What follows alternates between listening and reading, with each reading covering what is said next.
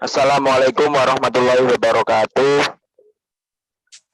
Kami dari kelompok 5 akan mempresentasikan dari bab 3 yaitu leasing.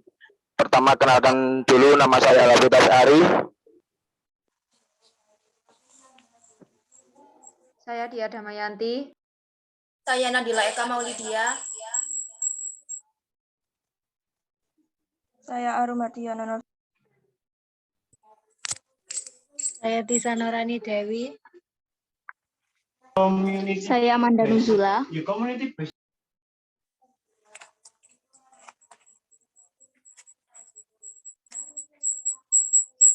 Saya Muhammad Istiasfa. Saya Rindiwan Octavia. Pengertian leasing. Leasing adalah suatu kegiatan pembiayaan yang berbentuk penyediaan barang atau modal yang bisa dilakukan oleh siapapun yang membutuhkannya, baik itu perusahaan atau perorangan yang menggunakan barang tersebut. Kegiatan leasing umumnya mempunyai kurun waktu tertentu dan cara pembayarannya juga dicicil atau diangsur. Secara umum, leasing adalah salah satu bentuk kegiatan pembiayaan barang modal atau alat berupa hak opsi maupun hak opsi yang dimanfaatkan untuk para nasabah dalam kurun waktu yang telah ditentukan. Untuk lanjutannya, saya serahkan kepada rekan kami.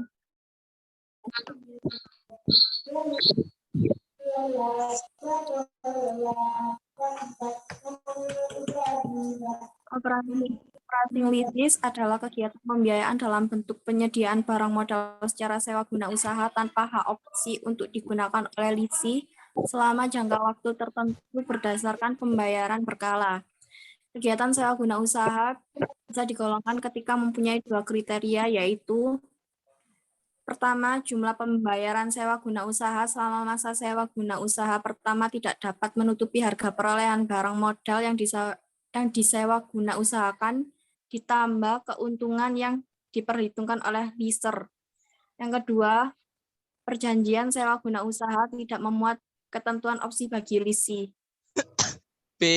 Financial leases adalah kegiatan sewa guna usaha di mana leases pada akhir masa kontrak mempunyai hak opsi untuk membeli objek sewa guna usaha berdasarkan nilai sisa yang disepakati. Selanjutnya akan dijelaskan oleh teman saya. Alasan melakukan leasing. Biaya leasing dapat mengurangi pajak, seperti halnya biaya bunga. Biaya leasing juga dapat dikurangkan atas slab kena pajak. Yang kedua, perjanjian leasing dapat mengurangi jenis ketidakpastian tertentu nilai aktiva ketika kontrak leasing ditandatangani. 3. Biaya transaksi untuk leasing lebih murah dibandingkan dengan membeli aktiva, mendanainya dengan utang atau modal sendiri. 4. Dapat meningkatkan return on asset atau ROA. Dalam kontrak leasing operation leases, aktiva yang disewakan tidak dicatat di neraca perusahaan. Dan utang perusahaan juga menjadi lebih rendah daripada perusahaan membeli aktiva dan utang.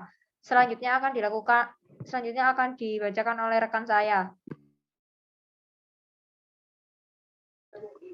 Oke, di sini saya akan melanjutkan dan menerangkan tentang akuntansi dan leasing. Yang dimana sebelum November tahun 1976, leasing sering disebut off balance sheet finance. Implikasinya perusahaan yang melakukan kontak fisik atas aktiva yang digunakan.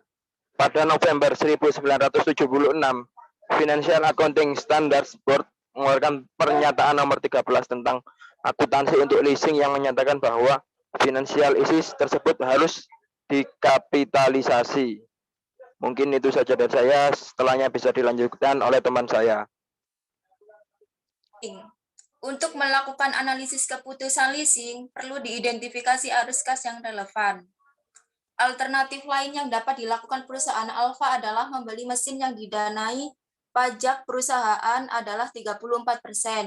Terdapat 3 arus kas yang penting yang membedakan antara leasing dengan membeli, yaitu 1. Jika mesin diperoleh dengan leasing, perusahaan Alfa membayar 2.500.000 setiap tahun. 2. Jika mesin diperoleh dengan leasing, perusahaan Alfa tidak mempunyai hak untuk memiliki mesin tersebut. Oleh karena itu, perusahaan Alfa tidak dapat menyusutkan mesin tersebut untuk kepentingan pajak. 3. Jika perusahaan Alfa melakukan kontrak leasing, perusahaan tidak perlu mengeluarkan dana 10 juta hari ini untuk membeli. Hal ini dianggap sebagai manfaat dari leasing. Selanjutnya bisa dilanjutkan oleh rekan saya.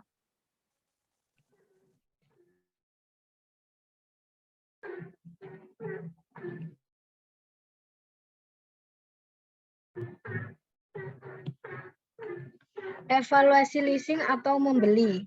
Jika perusahaan melakukan leasing sebagai ganti membeli, maka perusahaan melakukan penghematan karena perusahaan tidak perlu membayar untuk membeli mesin. Tetapi perusahaan harus membayar biaya leasing setiap tahun selama batas waktu yang ditentukan. 1. Pendekatan tingkat biaya efektif. Merupakan perjanjian perusahaan untuk melakukan pembayaran setelah pajak per tahun selama 5 tahun. Perusahaan merencanakan pendanaan mesin melalui leasing dengan tingkat biaya efektif setelah pajak.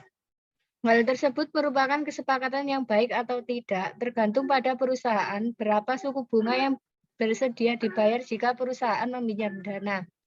Dengan kata lain, perusahaan lebih baik untuk membeli mesin dengan utang daripada melakukan kontrak leasing. Ada potensi permasalahan berkaitan dengan suku bunga yang dihitung dalam kontrak leasing. Hal ini yang berhubungan dengan interpretasi atas suku bunga tersebut sebagai internal rate of return atau IRR pada keputusan leasing daripada membeli. Biasanya IRR yang lebih besar lebih baik, tetapi dalam kasus ini leasing dianggap lebih jelek daripada meminjam.